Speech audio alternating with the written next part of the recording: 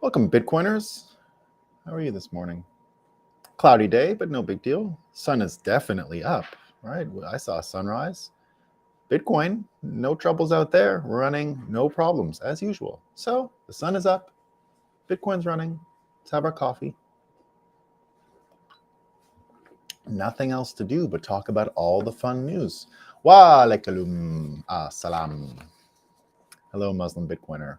Good morning, P-Man Van. What's up, bud? Thanks, looking good. Well, you're all looking beautiful. You know, I think it could be anyway, it could be the best audience, the most well-informed audience in the entire Bitcoin space. I think so. I mean, that's what I think, right? I think we are the best informed. Sup, freaks? Ohio gozaimasu, Bitcoin graffiti. Indeed, today we're going to have a lot of fun. We're going to talk about Yay. I think he's going to win. I think he's going to win. We're going to get into it. Maybe not 2024. It's possible, though. It's possible. But my probability and odds now have become really high, and I'll explain. But first, you know, we like to start our show with funny news. So this one, it doesn't get funnier than this, guys. It doesn't get funnier. So it turns out the New York Times has some a little bit of labor dispute on their hands. All kinds of labor disputes going on right now, which is a sign of course, inflation. On the Bitcoin Magazine live show yesterday, we talked about how the European central bankers are complaining that their wage increases weren't keeping up with inflation. And I use the old, you know, you break it, you buy it, right? It's you break it, you buy it. So that's what's going on in Europe. But in America, it's a little different. The New York Times having some labor disputes along the lines of inflation, pay hikes, all that stuff. So how are they handling the collective bargaining over at the New York Times? In a unique way. It's a unique way, and one that I wholeheartedly support. So this is their approach. The New York Times staff today is asking readers to not visit the website or read the paper to be in solidarity with them trying to get better pay. So, you know, Bitcoin Archive has a new Twitter handle called Politics Live. And he says with that, I stopped reading the New York Times as a strike for better journalism, not for increased pay. It's pretty good. Here's a fake news New York Times story, just to remind you that, you know, if you want to stay informed, of course, forget about their labor disputes. There's a million reasons not to read the New York Times. But Jeremy Lafredo points out here, the New York Times is talking about what's going on in Russia, and they've decided to go with this. After Moscow erected a digital barricade in March, blocking access to independent news sites and social media platforms to hide information about its unfolding invasion of Ukraine, many Russians looked for a workaround. Jeremy Lafredo in Moscow answers, this morning, New York Times reported that Moscow has erected a digital barricade and blocked access to social media. The author fails to give any examples, so it's just, they did it, right? I'm here in Moscow, he says, and can tweet, visit Facebook, Instagram, WhatsApp, and Telegram. No troubles. So another reason why the New York Times couldn't even get off its ass to ask one simple question. Lots of good mornings. What's up, everyone? Dex, what's up, Christian? You mean like the same thing I do every day? Yeah, there you go. P-Man Van. Yeah, it's very easy to avoid the New York Times, right? Not too hard. So today we're going to be talking all about the Bitcoin states of America, but most importantly, centering it on the United States, because the United States enjoys an incredible systemic advantage. The design of the US system allows it to be so flexible, and it's kind of rewriting the most important files in real time, right? In real time, we're seeing communications, education, manufacturing, energy, food, schooling, housing, all that stuff change in real time. It's happening before our eyes, and we're going to go through the examples today. Today's a bit of a short show because I have to go and get my daughter a new passport, so we're going to try and wrap it up pretty quick by just after 8:30.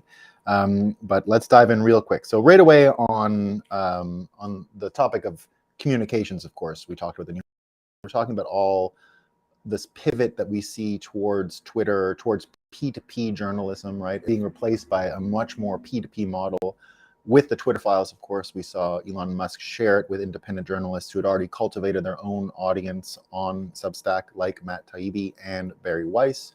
And I continue to say this is one of the most brilliant approaches ever taken because, of course, Matt Taibbi and Barry Weiss could never be criticized or categorized as right-wing people and all that stuff. So Elon Musk was very clever in choosing people a bit like the Nixon goes to China philosophy, which is only Nixon could have gone to China because he was so certainly non-communist that he could be trusted, let's say, to establish communications and things like that. Well, I would put Barry Weiss and Matt Taibbi in a very similar category in the sense that if they're going to criticize left-wing liberal politics, it generally is coming from a place that you can at least believe that they believe it, right? You can disagree with it, but you know they believe it. And they're giving what they deem to be honest criticism. It's not because of money. Barry Weiss already said no to the New York Times and all the titles and the prestige that came with it. I'm certain if Barry Weiss would have shut her mouth last summer of 2021, and not gone to Substack, she'd have had more appearances on Real Time with Bill Maher. Of course, the Real Time with Bill Maher talk that she gave was the beginning of the end for her at the New York Times, because she complained about how the COVID coverage had gone on for too long, and that she was totally down with the first 2 weeks, and then things spiraled out of control, and she tried to criticize it, and she was getting shut out. Matt Taibbi, very similar. His story is a little different, but nevertheless, still really important that he chose these people who are going to do sort of hand-to-hand combat around news stories. You know, it's another reason why this show exists, right? We're here to give you unbiased information to the best of our knowledge, stuff that at least I believe in. And I'm not trying to sell you anything. This is stuff I believe in, and I'm sharing with you. I could be wrong, right? And that's why I'm always quick to say I could be wrong. I could be wrong. You've always got to remind yourself, especially if you're trying to talk about what's happening at the very edge of change, you could get wrong. And we try to make a lot of predictions here. So when we make predictions, we're trying to measure both our worldview at the time we make predictions, and to make sure it allows us to have the proper viewpoint to predict. So, you know, a big reason why news is changing in real time, right? So this is a systems design question.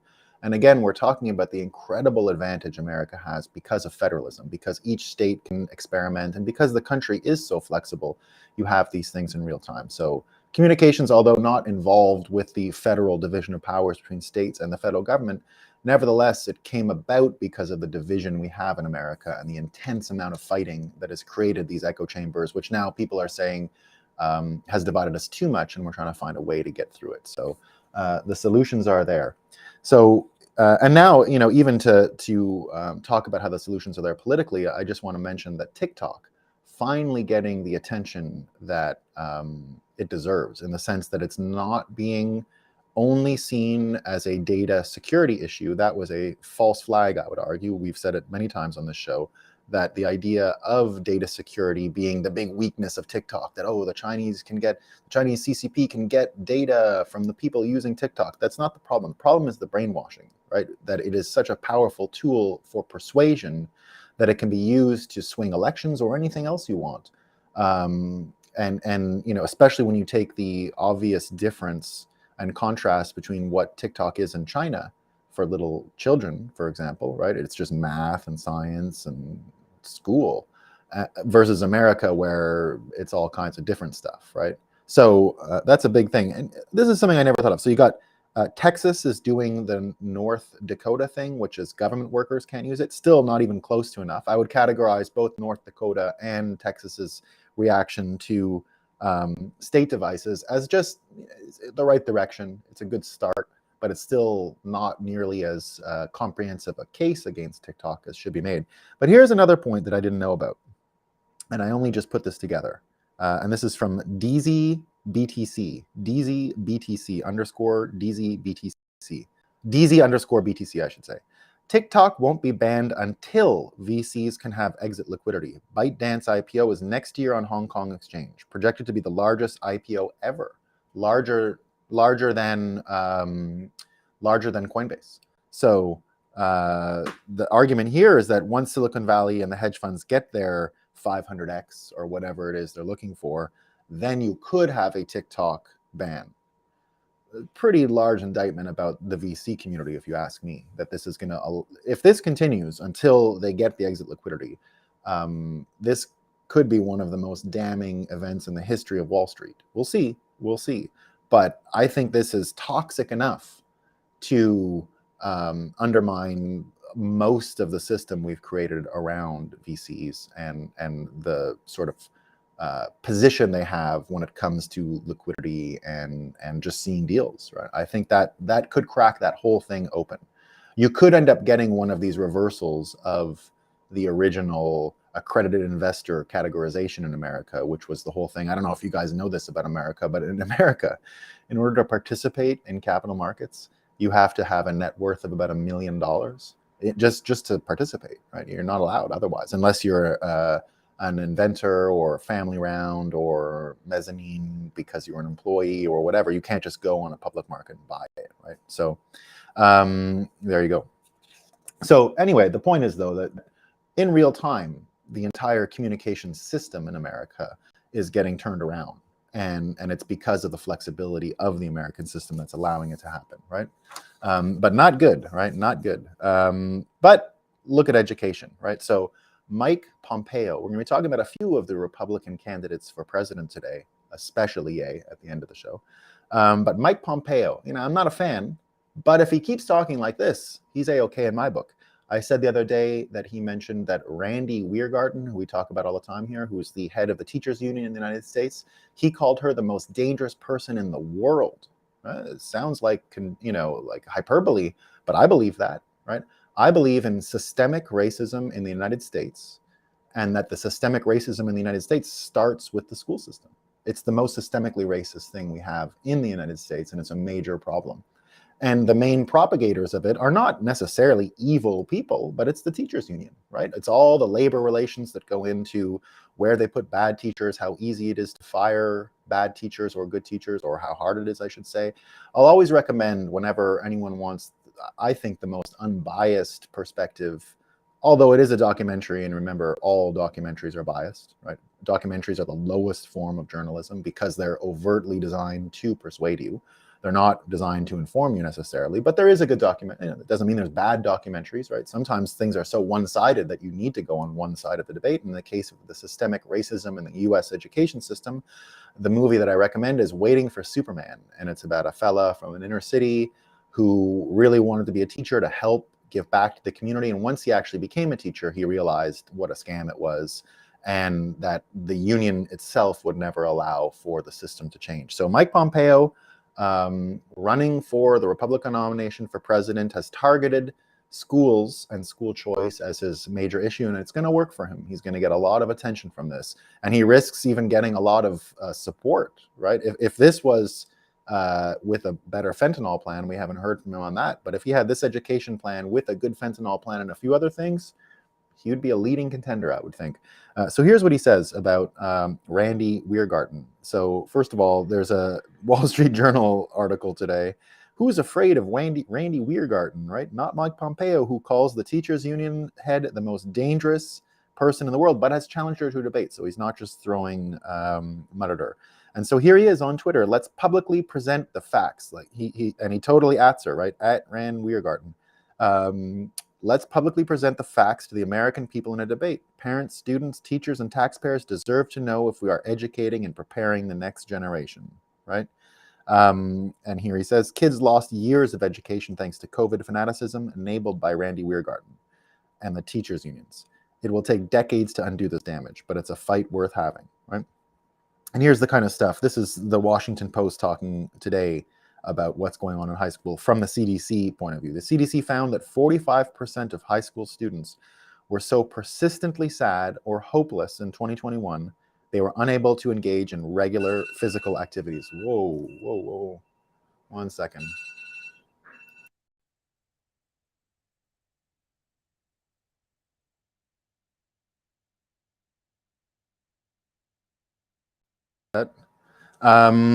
So the CDC that mentioned that 45%, that was a alarm, 45% of high school students were too sad to engage in physical activities. Almost 1 in 5 seriously considered suicide, and 9% surveyed tried to take their lives during the previous 12 months. That's pretty sad stuff. I mean, really sad stuff. And that's the state of it, right? Now, imagine how bad it can get. My brain was not even able, during the worst part of COVID, my brain was not able to even picture, it wouldn't go there type of thing, how bad it must have been in some homes and in some places that had nothing. Like, my brain couldn't do it. It wouldn't allow me to imagine how terrible things were getting, which says a lot about how bad it must have been. And I don't think it's necessarily getting better. So education changing before our very eyes. And I think Bitcoin meetups, as I've mentioned many times, Bitcoin meetups, the spirit of Bitcoin education is the ultimate destination here. We've got the school choice option as a sort of middle of the road, in the meantime solution, which means going from the school system using the government as their client, more or less, because you got to follow the money, right? If it's paid for by the government, well, then they're trying to appease the paymasters. It's normal, right? Normal logic. We're not inventing new systems here. This is just how it works. The person who pays is the client, and they will be the one who the user seeks to impress, right? Because they got to get money. In the charter school system, it's an upgrade. It's an upgrade. It makes the parent the client, because the parent now has a coupon or a voucher which they can spend only at education things. The coupon comes from the money they would have otherwise given the public system. They then get it as this coupon, and they can redeem it at various private schools for the cost of tuition. And that allows private market forces to enter education, and now you can fire people and all this stuff. And it does bring a lot of choice. That's why it's called school choice. However, the weakness is, where it's still systemically racist, is that the parents must be the client, and you need an active parent. What I learned from the George Floyd situation, when you did the soul searching and you really asked, where did this come from, besides the brainwashing and the spirited energizing of the movement, right? Let's say there was some fabrication about how energetic it was, but it nevertheless caused a lot of people to reflect, and myself included. And what I realized was, this whole scam about how Black people in America, all they need is stronger families, and the dad has to be around more. And this is very typical conservative talking points, right? Very typical conservative talking points. I realized that was a scam, because it doesn't solve anything, right? That's part of systemic racism. It really is.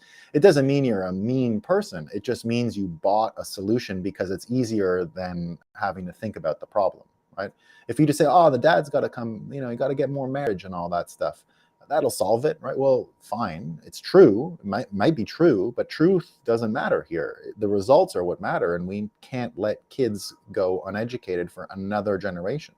It's not going to work. We're going to have major problems. So charter is much better than the teachers' union, which is the most systemically racist aspect of American culture, I'll argue. The charter system better, but how do we get to a system where the actual kids are the clients, right? The kids, it goes from parents now to kids.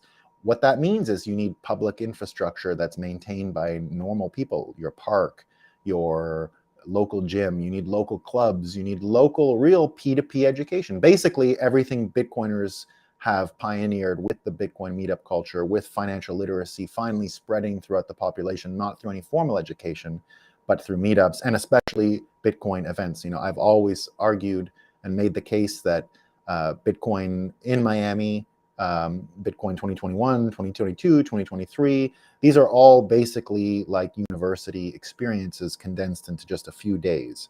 And that's how I design them. That's how I think about them, right? I think about what's the curriculum this year, what you need to learn. I don't think you need a whole year there. You can do the whole year in 4 days. And it's part of the P2P education system. And I think that system is what's actually going to save a lot of kids. We're going to get there, and I'm very happy with the charter school system, very happy that progress is being made. There's just one step later, and it is a P2P education system, because it's the only way to avoid even the failure or the requirement that you need 2 active parents who are basically clients to make sure their kid gets the proper things bought for them, in this case, education, right? The proper commodity purchased for them by the parents. Instead, what we really want is kids to be able to just choose, right? And that doesn't mean you got to choose to sit down in a class, but if we had really healthy and vibrant communities, if we had easy places to go and meet people and play basketball and learn this, and we had a bunch of more or less what we have on the internet now, these internet dads. You ever heard of that expression, internet dads? You know, Jordan Peterson, even though he's crying with his ridiculous no anonymity thing, right? You know, we want him to shut up about online privacy and all that stuff, but he's been a great help to a lot of people over the years, right? Bitcoiners can't just turn around and hate Jordan Peterson. I'm 100% in agreement. Get the fuck out of here, buddy, with your stupid shit. But what I mean is that it's a sign that we are entering a type of golden age, in the sense that the celebrities of this era are educators. They're educators. We have, how many celebrity educators do we have now? They're all over the place. And that's a good thing, right? That we have celebrity educators, that educators have become celebrities, because we're not going to need as many teachers as we used to have, just given the ability to have holographic classes. And I'm a big fan of this idea of 5G and, you know, entirely animated scenes. I think Hollywood budgets, for example, right? Everything that went into Hollywood at one before is going to turn into interactive type of educational sets where you can actually walk into the Civil War, for example, and chat with Lincoln and ask him about this and that, and there'll be teachers there to tell you what's going on. So we're almost there, right? We're almost there. Manufacturing, right? So new communications, new education, manufacturing. This is incredible. This is absolutely incredible. So we've heard about Apple pulling iPhone production, pulling chip production out of China, all that stuff, right? Well, now finally, this is an unheard, right? Unheard, and herd spelt as in like herd, like sheep. And the fellow who does that podcast has been great. He really made his mark during COVID, and now they have a good print section. And today, Ian Grillo, a journalist based in Mexico, talked here about and wrote a book called Blood, Gun, Money. And today, or 2 days ago, he published a story all about how China and Mexico are colluding to create all the fentanyl coming into America, that they're basically hiding it in all of the global trade that goes on between Hong Kong. They bring the raw materials to make fentanyl from China into Hong Kong, into Mexico, and the cartels distribute it into America. And the guy's name is Ye Gone. You know, he's the guy who invented this, Ye Gone. You know, he's been arrested, but then people copied it, right? Everyone just copied this model. He invented it years ago. Now all kinds of folks are copying it. And here's what he says. To churn out these synthetics, cartels followed Ye Gon's lead to forge an unholy alliance with shady elements of the Asian chemical industry. So now we've got more Americans dying every day than I think we had during the Vietnam War. I believe the death toll is now larger in total than the Vietnam War. So this is a lot of people passing away. And as we are already questioning our supply chains and all that infrastructure, now that we're finally having a public conversation about where the fentanyl is coming from, how the Mexican cartels are involved, how China is involved, as we're redrawing manufacturing and reshoring many things in America, we can actually deal with this problem in real time now. It's been a bit like the TikTok IPO situation, right? Too many people making money, too difficult to understand. America got it wrong in the sense that, you know, build the wall and the whole Trump thing about that confused, I think, the argument that that fentanyl was actually a border security question, right? It's not a border security question, because, you know, they'll say things, oh, we caught more fentanyl than ever this year. Okay, well, how much got through?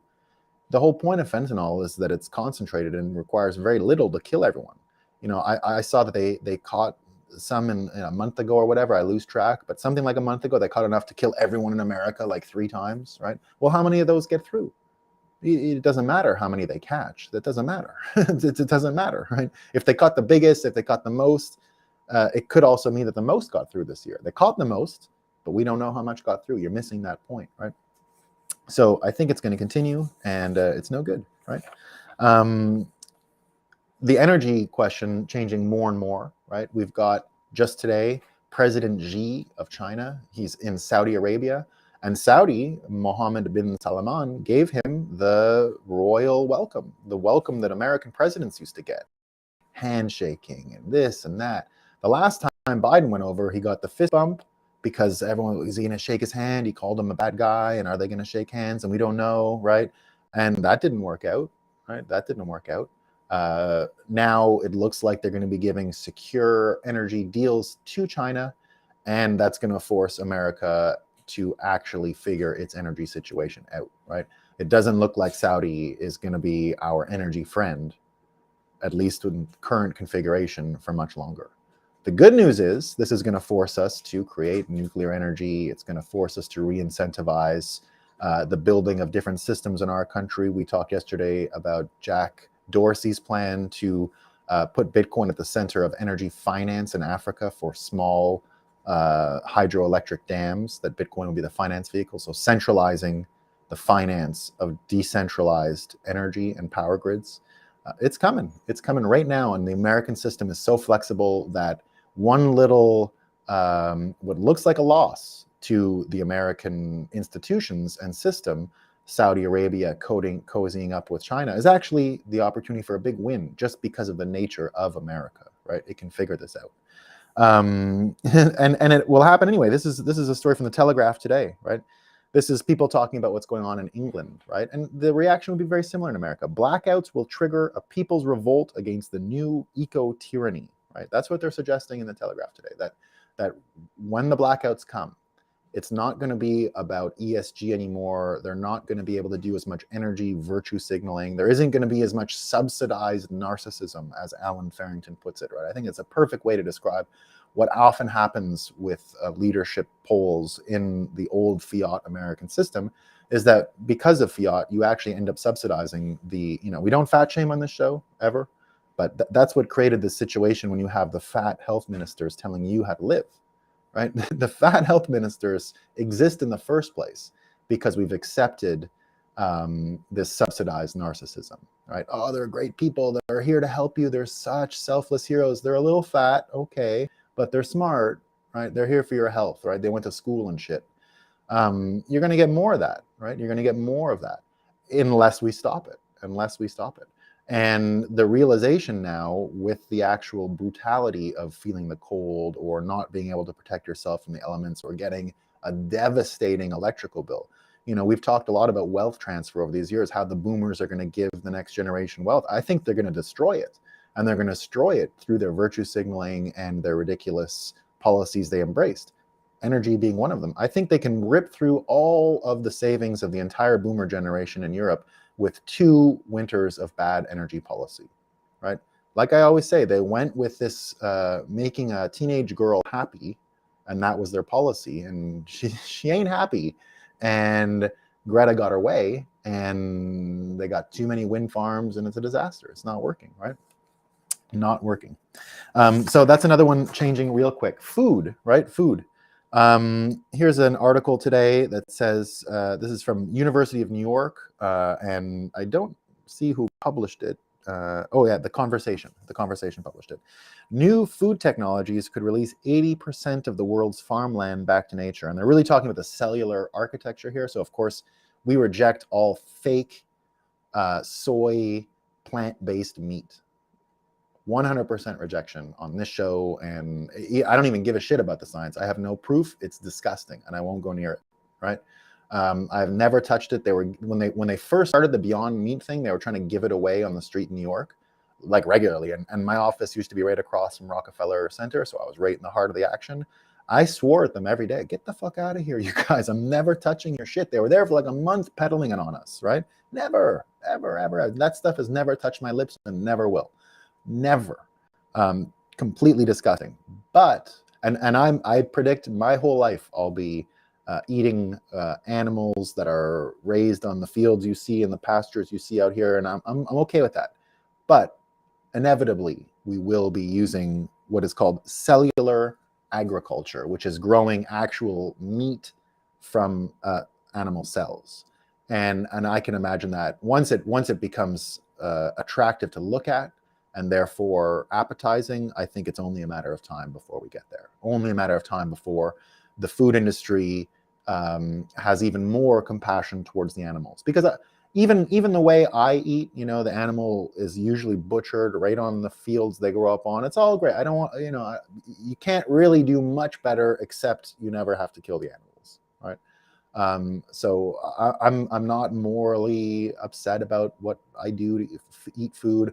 I just think that it will go one step further, maybe not in my lifetime, but maybe in my lifetime too. And I'm willing to do it, right? I would be very happy if that was the case and we were able to eat like that. I think if any of the places that'll happen, it'll happen in America. We have enough food. We'll be able to experiment, and we're going to get there. So this is fun news, right? And what to do with all the old farmland, right? I continue to predict America will be the most visited place in the world. I don't know if we're going to have countries necessarily, but because of the way it's built and the architecture and the infrastructure and everything, I think at the end of World War III, we're going to prove voluntarism, which is the political philosophy that Bitcoin ultimately will usher into the world, and will prove voluntarism in the same way that the World War II battleship confirmed its utility post-World War II by building the Eisenhower highway system. And by battleship, I just mean the confluence of industry, public purse, and civic engineering, let's say, civil engineering. So the Eisenhower highway system built after they'd seen what the Germans built in Germany, like Ye said, Hitler invented the highway. He invented highways. We're going to talk about Ye, but I can't even think of the different parts of the interview he gave on InfoWars anymore without laughing. I've now decided it's the highest form of art I've ever seen, and I continue to laugh. He invented highways. Okay, he invented highways. But anyway, Eisenhower copied, I guess, the highways, and we had highways here in America, and it was all built from that, from coordinating the things that worked to win World War II were redeployed civilly in America to create an amazing engineering feat, the Eisenhower Interstate Highway System, named after the president of the time. So I think we're going to be able to create a voluntarinist network for e-bikes, very simple system, but it'll allow you to travel from, where I am here in Richford. I'm going to start a store here in the next 2 years, let's say. And it will sell e-bikes to get all the way to New York City. It's like a day trip or whatever. But I'm doing it because here I've already got about 100 miles, so 160 kilometers of not side of the road bike track, not side of the road, unique to itself, repurposed train track through fields. So one of the things we're going to need in order to build this network, Vermont is different. We have eminent domain. They say the government just took all those old railroad tracks and didn't give them back to the farmers. In other states in America, all the rail tracks that were taken and now could be given back, must be given back to farmers. So not every state is the same. In Vermont, it worked for us and we have it and it's fine. So that's, great. I think it'll continue, and I think that'll be it. People will come to America. They'll have all these little stylish different e-bikes. They'll look like roadsters and old cars and convertibles. There'll be 3 wheels and 4 wheels and all kinds of fun stuff. And it'll cost almost nothing to get one. People will travel from all around. They'll go from park to park, drive across the beautiful fields, across the whole country, right? And it will be nice and safe, and it will be the #1 vacation thing. And it will be paid for by Bitcoin donations from those people who want to use it. And because you don't have to standardize the engineering of the network, right? It doesn't have to be like the Eisenhower highway network where you had to actually engineer on ramps and off ramps because of the speed the vehicles are going at. It's not going to be the same situation, right? You can have one track that is, there won't be a standardized way. So you can have some that's dirt, some that's paved, and whoever makes it can get some of the Bitcoin that will help finance it, and that's been donated, right? So that'll be the formula. All right, so now we've gone through communication, schooling, manufacturing, energy, food. This is the most important one. And this is where I've become, again, almost 100% sure that Ye is going to be president either this time around or the next time. And I'll tell you why. So Tim Pool sent a journalist called, what's his first name? Cashman. Anyway, Cashman. I guess we should say he's a Jewish journalist. It's probably important for the context of the story, right? He's a Jewish journalist named Cashman. Shane Cashman, right? Shane Cashman. And here's the title: The Case for President Ye. 2 days with Ye on God, Exile, and Radical Love, Part 1. So it's Part 1 of the interview. So it turns out he got to meet Ye when he came on to the Tim Pool show that time, and then stormed off. And when he went back to LA, just after the InfoWars talk, this guy was able to come and spend some time with him and meet him and start interviewing him, right? So I'm going to read you a few pieces. I'm telling you, read the whole article, because it's one of the most amazing things you'll ever read. And Tim Pool published it today. First he just talks about the mockery that he's received in his career, and every time he seems to come away from it. He talked about all the Jewish family he has that were like, you can't go around this guy, right? This guy is nuts, right? He's toxic.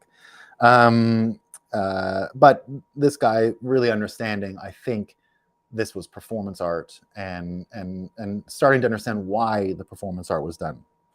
First of all, he said it felt like flying into a war zone, right? And Tim Pool even said to him, like, are you sure you want to go, right? So he says, it feels like I'm flying into a war zone, because this is just after Ye came off the InfoWars show, right? And Tim asked him, he asked if I still wanted to go.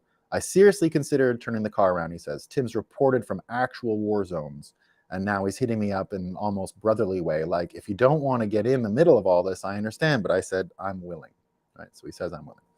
So they go and they talk, and I'll tell you what the most important part of it was, right?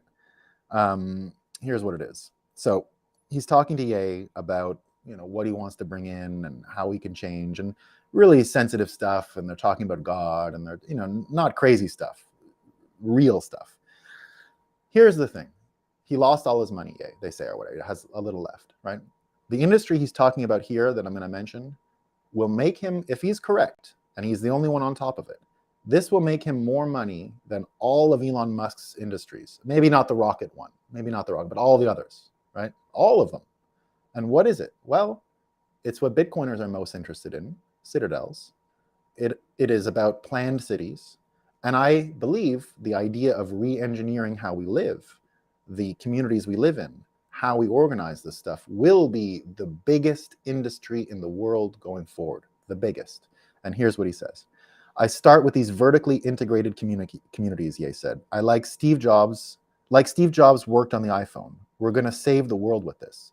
The vertically integrated communities are a form of an iPhone, but it's a community approached with a design language like an Apple team would approach a phone. We're God's favorite creation. We're God's iPhone. If God was Steve Jobs, we'd be the iPhone. And also, Steve Jobs looked at an iPhone, he said, and laughed. But it's like, what do we need to maximize our being? Water, food, shelter, medicine, and education are the 5 main elements. And people always correct me. They say, I got to say energy too. But all of those things are energy. We're the most powerful energy. All those things are the things that power us. That's why I think it's interesting. The energy conversation, because we actually don't need energy companies, he said. And he starts going on about Tesla.